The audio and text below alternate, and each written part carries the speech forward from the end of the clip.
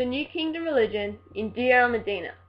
The start of 1570 BC to the end of 1069 BC, and between the 18th and 19th dynasties, the New Kingdom was born, and so was Deir El Medina.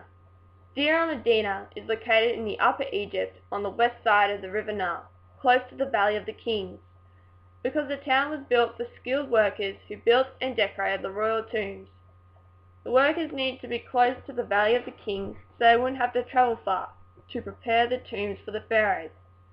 The villagers in Deir El Medina worshipped many gods, especially the gods Ra and Osiris. Ra was known as the sun god, the creator. The villagers believed that when the sun rises in the east, it is the god Ra, and when the sun moves across the sky, it is the sun god traveling to the underworld to meet with Osiris, the ruler of the underworld. It is believed that on the sun god's 12-hour journey across the sky, he makes another 12-hour journey into the underworld fighting off the darkness, led by a snake monster called Apophis. All creation was made anew each day as the sun god rises in the form of a scarab beetle. If Ra ever lost and never rises, the world would be destroyed. Osiris is the ruler of the underworld and the judge of the dead. Myths say Osiris was murdered by Set by tearing Osiris's body into 14 pieces and scattered across the earth. His wife Isis and her sister Nephthys found all his pieces and gave him a proper burial, and that's how he became the ruler of the underworld. The Medina villagers played a part in worshipping the gods, even though they weren't priests. They joined the crowds that followed the statue of an important god that was represented on that festival day. In the festival called the Beautiful Festival of the Valley, the statue of Amun-Ra was taken to visit the dead pharaohs in their temples.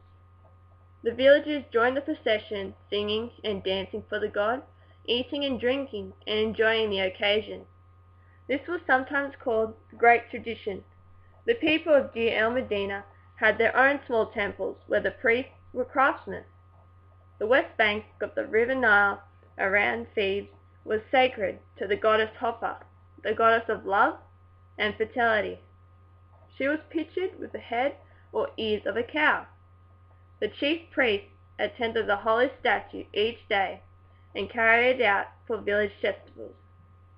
The villagers also believed in Anubis, the jackal god, who looked after embalming, mummifying the dead, and protecting the cemetery. Everyone, including the people in Deir El Medina, prayed to Anubis to give them a good burial. Pregnant women asked Talratet, the hippopotamus goddess of birth. They prayed to her to keep them and their babies safe during childbirth. Amenhotep I was the one who founded the village of Deir El Medina, and when he died, he became a god. Amenhotep I's sacred shrine was the highest temple at the head of the Valley of Deir El Medina. The workers placed statues of themselves around his shrine to show love and devotion. Amenhotep was treated like their patron saint. When it was Amenhotep's festival, the workers would carry out his statue from his shrine and parade before the joyful villagers. During the festival, 6 workers would take the statue and rest it upon their shoulders, and the statue would become the oracle, seeing to people's hearts and looking into their future. The villagers wrote questions on orchestruk, which is a potsherd used as a writing surface. The statue gave them a yes or a no answer, becoming mysteriously heavy, forcing on the workers carrying the statue to bend low or by moving from side to side. Thank you for watching my movie on the New Kingdom religion in Deir El Medina.